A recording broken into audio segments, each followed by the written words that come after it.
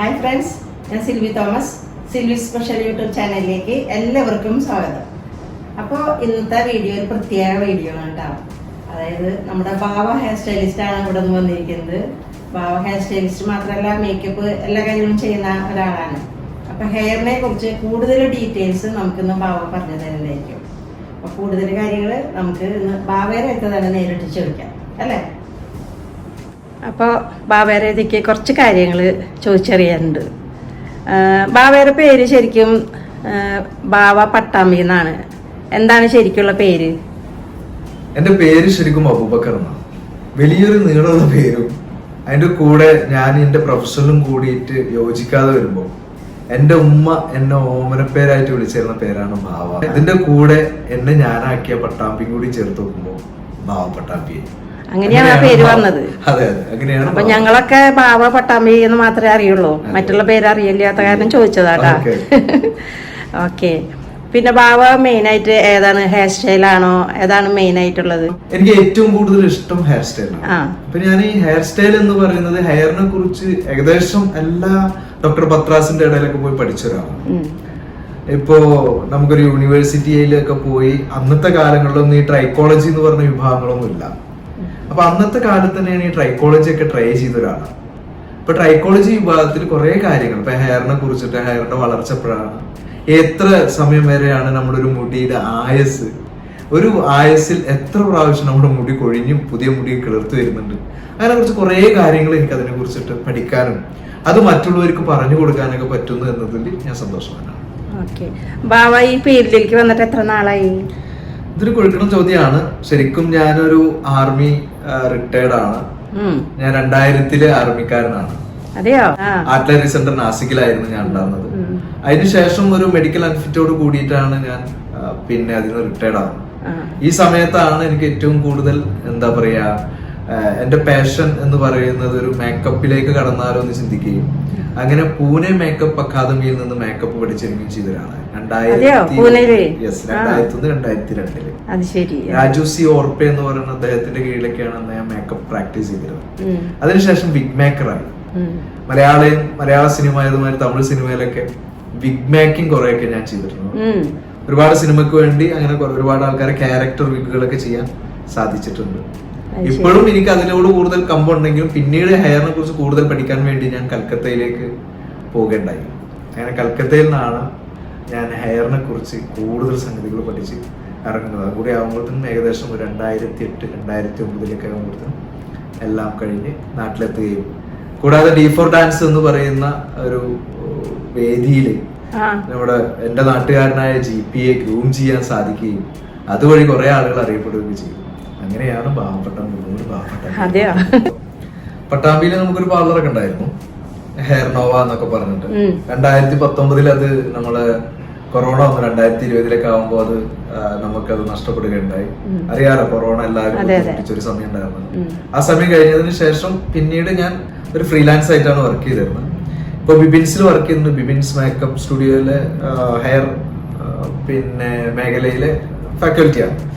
പക്ഷെ ഞാനിപ്പോ ഈ ഡിസംബർ 1-ാം തീയതി മുതൽ ഞാൻ പട്ടാമ്പിയിലേക്ക് തിരിച്ചു വരികയാണ്. ലാപ്റ്റ് beauty academy and bridal studio. ഇപ്പൊ ലാപ്റ്റിനെ കുറിച്ച് പറയുകയാണെന്ന് വെച്ചാൽ നമുക്ക് എറണാകുളമോ അല്ലെങ്കിൽ തിരുവനന്തപുരത്തോ ചെന്നൈയിലോ ഡൽഹിയിലൊക്കെ പോയി പഠിക്കാൻ പറ്റുന്ന സംഗതികൾ നമ്മുടെ ആ പട്ടാമ്പിയിലേക്ക് കേന്ദ്രീകരിച്ച് അവിടെ കൊണ്ടുവന്ന് എല്ലാവരെയും പഠിപ്പിക്കാൻ പറ്റുന്ന മേഖലയിലേക്ക് മാറ്റിയെടുക്കുക എന്നുള്ളതാണ് എന്റെ ഒരു സ്വപ്നം. നല്ല കാര്യമാണ്. അതെ അതെ.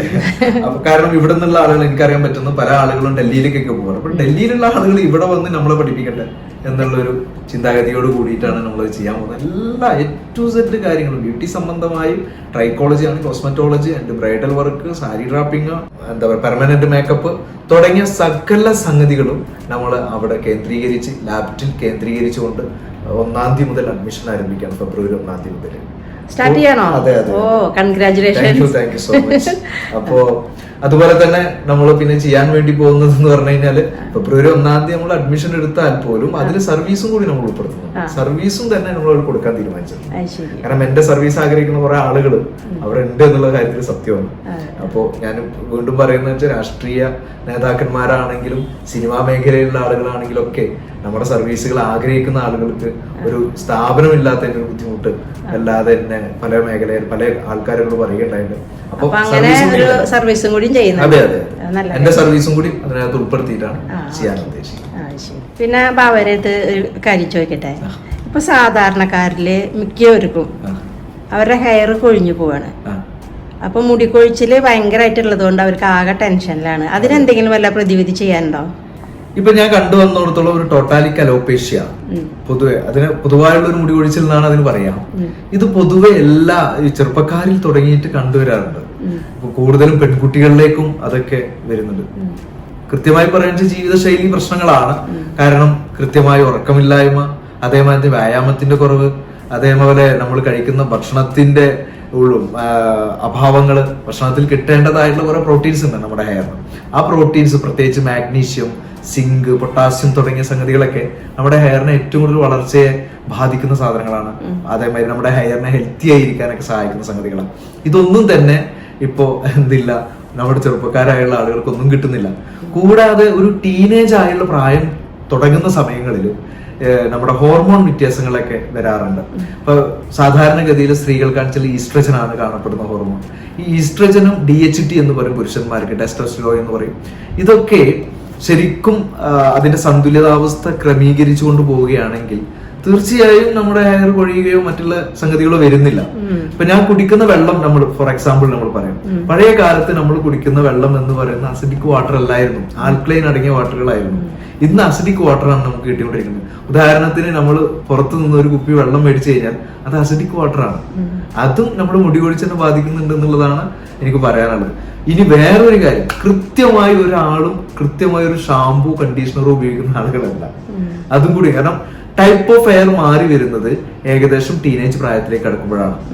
ഒരു കുട്ടി വളർന്നു വരുന്ന സമയത്ത് ഇപ്പൊ നമുക്ക് എല്ലാവരും ഒരു കുട്ടി പ്രസവിക്കുമ്പോൾ ആ കുട്ടിക്ക് മുടി ഉണ്ടല്ലേ, പക്ഷെ പല ഭാഗങ്ങളിലായിരിക്കും. എല്ലാ ഭാഗങ്ങളും ക്രോഡീകരിച്ചിട്ടുണ്ടാവില്ല.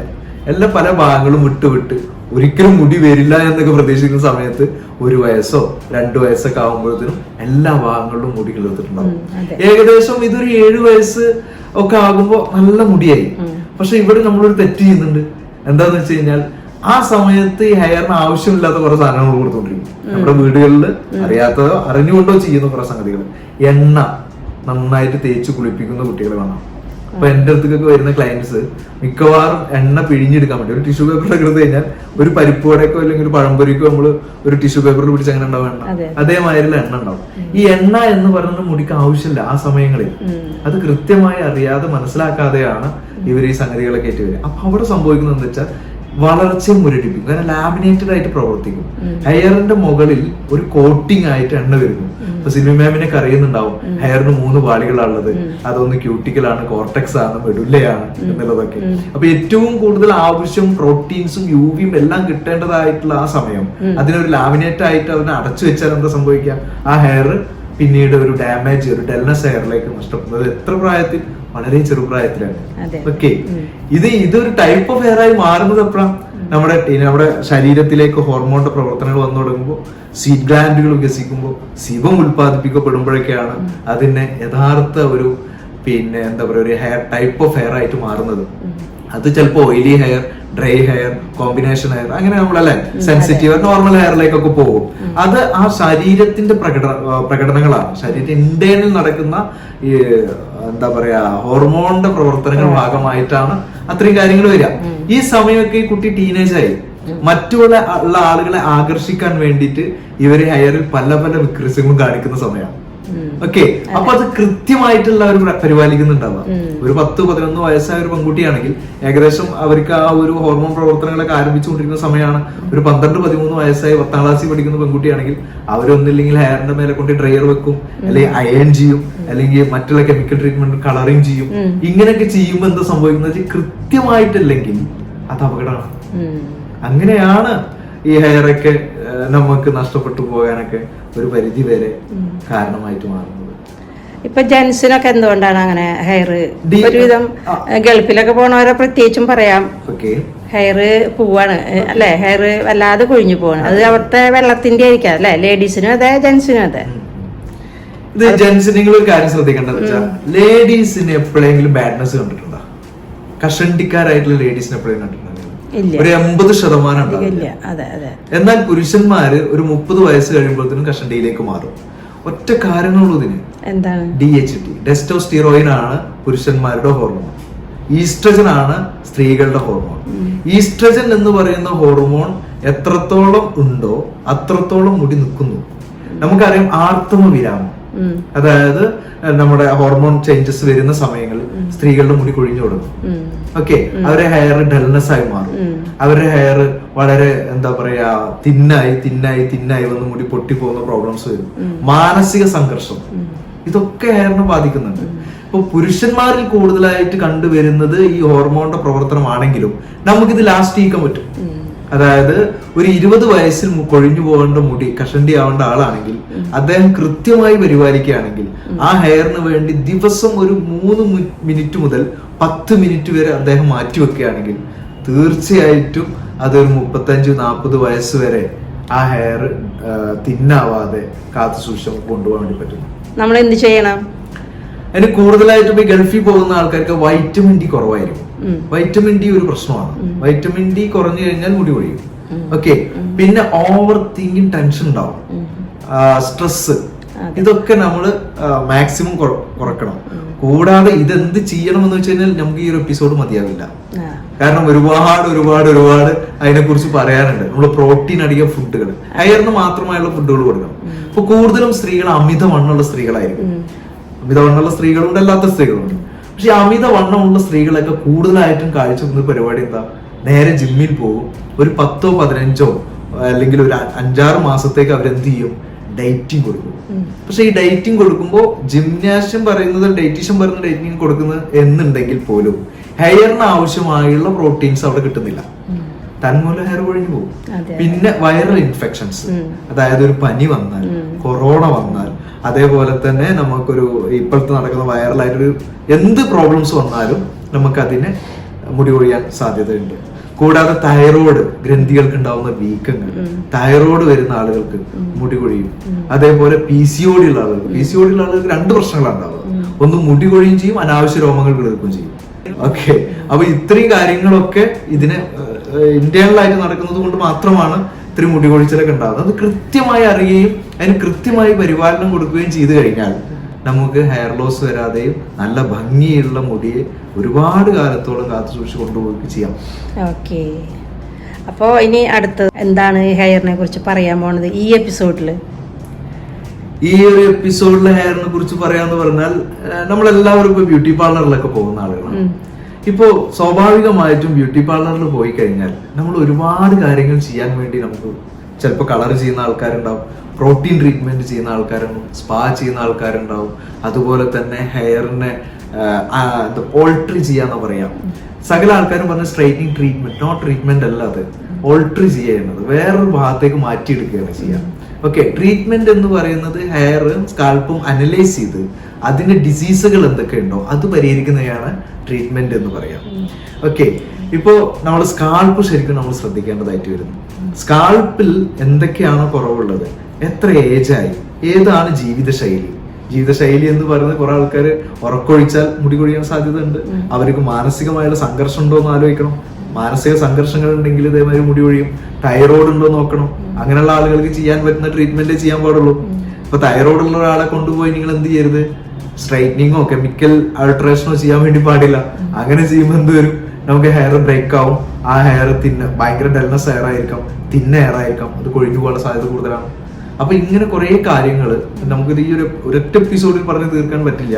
എന്തായാലും സിൽവിമാൻ എന്നോട് പറഞ്ഞ പോലെ നമുക്ക് ജനങ്ങൾക്ക് ഉപകാരപ്പെടുന്ന രൂപത്തിലേക്ക് ഇനി വരുന്ന പിള്ളേർക്കെങ്കിലും ഹെയറിനെ കൂടുതൽ സംരക്ഷിക്കുവാനും അതിനെ എങ്ങനെയൊക്കെയാണ് പരിപാലിക്കേണ്ടതെന്ന് ഒരു ബ്യൂട്ടി പാർലറിൽ ചെന്ന ഒരു ബ്യൂട്ടീഷ്യന്റെ സേവനത്തോടു കൂടിയും അല്ലാതെ സ്വയമേ നമുക്ക് എങ്ങനെ പരിഹരിക്കാൻ പറ്റും എന്നുള്ളതിനെ കുറിച്ചും ഒരു എപ്പിസോഡുകൾ നമുക്ക് പറയാം.